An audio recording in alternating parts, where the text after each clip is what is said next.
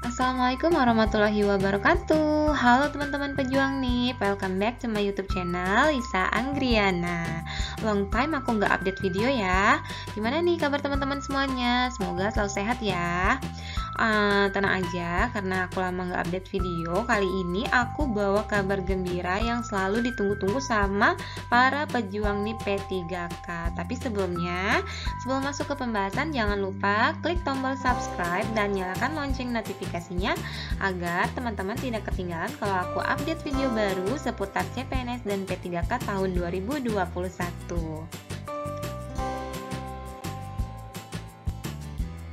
Ya teman-teman, di video kali ini kita akan bahas nilai ambang batas P3K Guru tahun 2021 sesuai Kemenpan RB nomor 1127 tahun 2021. Yuk kita langsung aja ke pembahasannya.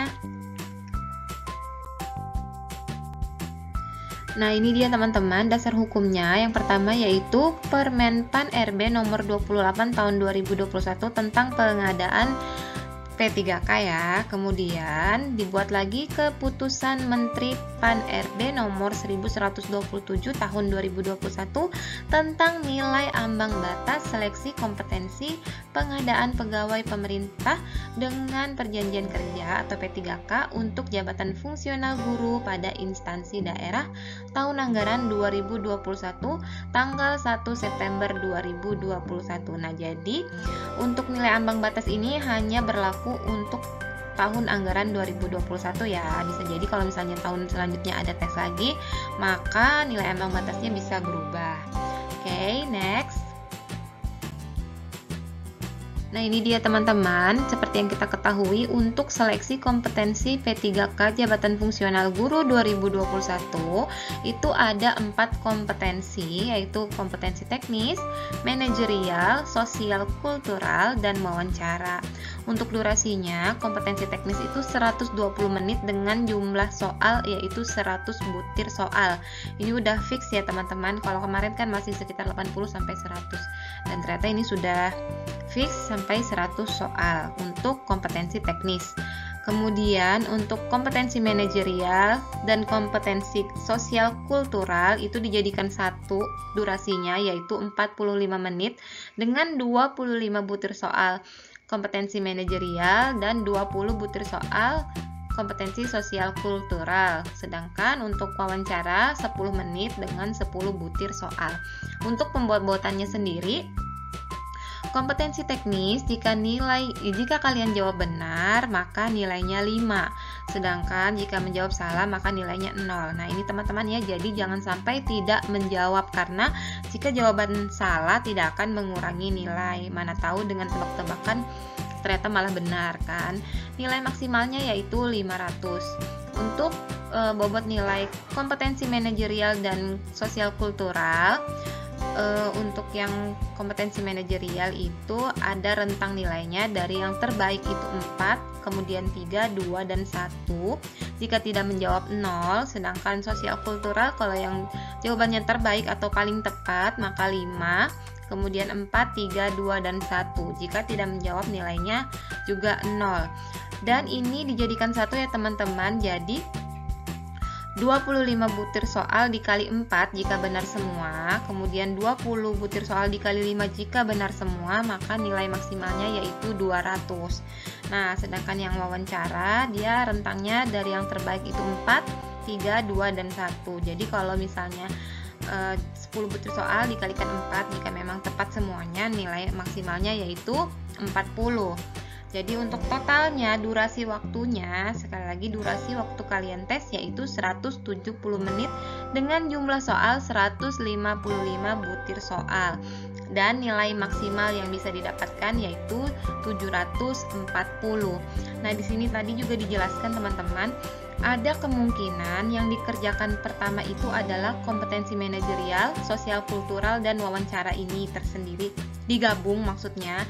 Dan kemudian kompetensi teknisnya itu setelah 3 kompetensi ini baru mengerjakan yang kompetensi teknis. Tapi kita tunggu saja informasi selanjutnya ya.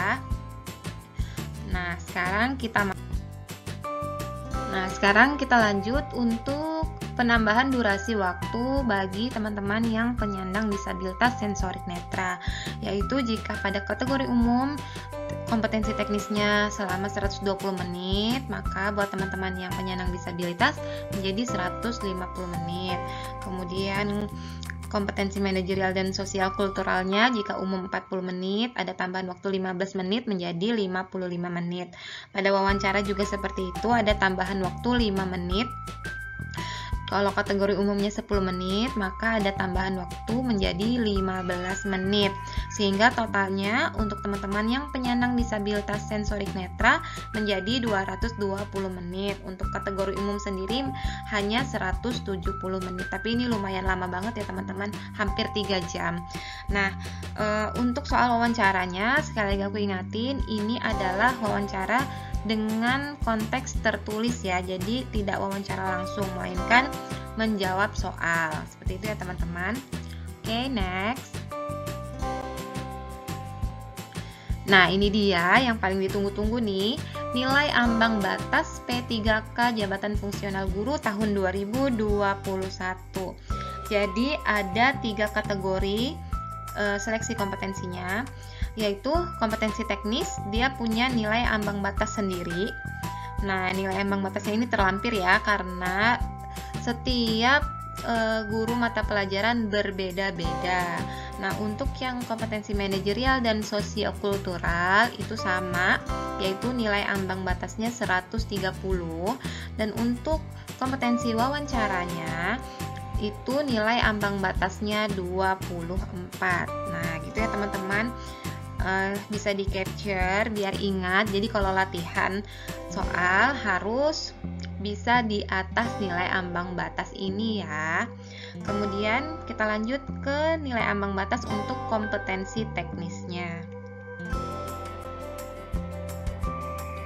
Nah teman-teman, ini dia daftar nilai ambang batas seleksi kompetensi teknis.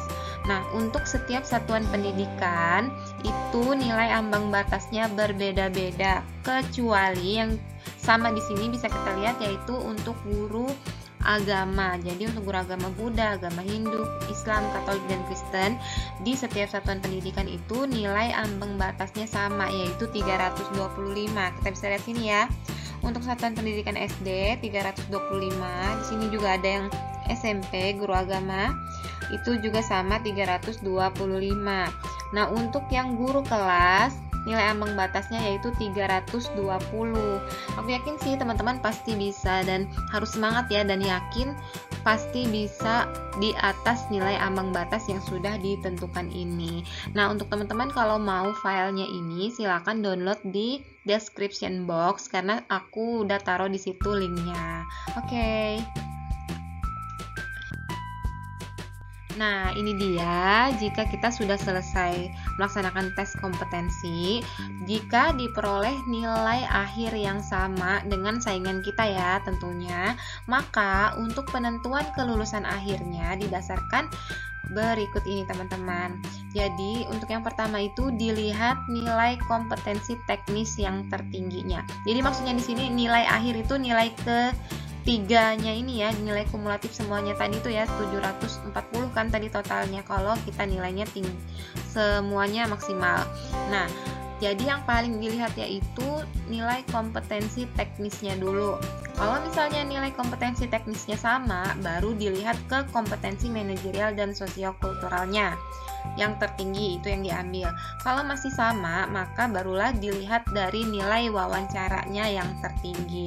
Nah, seandainya nih, tapi aku yakin ini jarang banget sih, tapi seandainya terjadi ketiga nilai kompetensi ini sama, maka yang diambil adalah usia pelamar yang tertinggi, maka itulah yang lulus. Begitu ya teman-teman. Nah, selanjutnya ada lagi penambahan nilai pada seleksi kompetensi teknis. Sesuai dengan pasal 27 Permenpan RB nomor 29 tahun 2021, seleksi kompetensi teknis diberikan kebijakan penambahan nilai dengan ketentuan sebagai berikut. yaitu untuk pelamar disabilitas ada tambahan nilai 10%.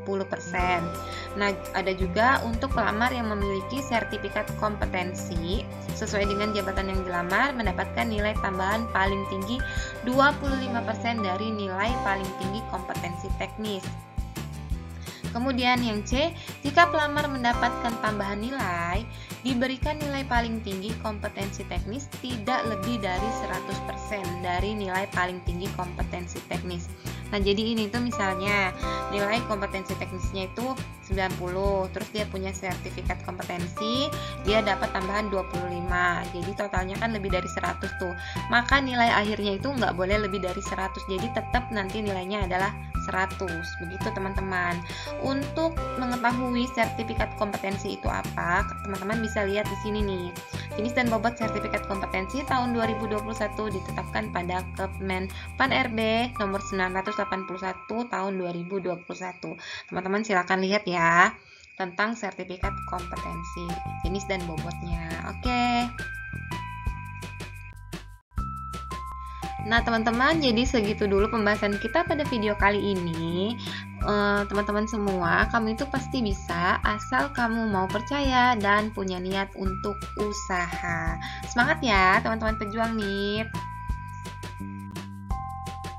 Oke, thanks for watching. Jangan lupa like, comment, dan subscribe, juga share jika video aku ini bermanfaat buat kalian dan teman-teman di sekitar kalian. Sampai jumpa di video selanjutnya. Bye!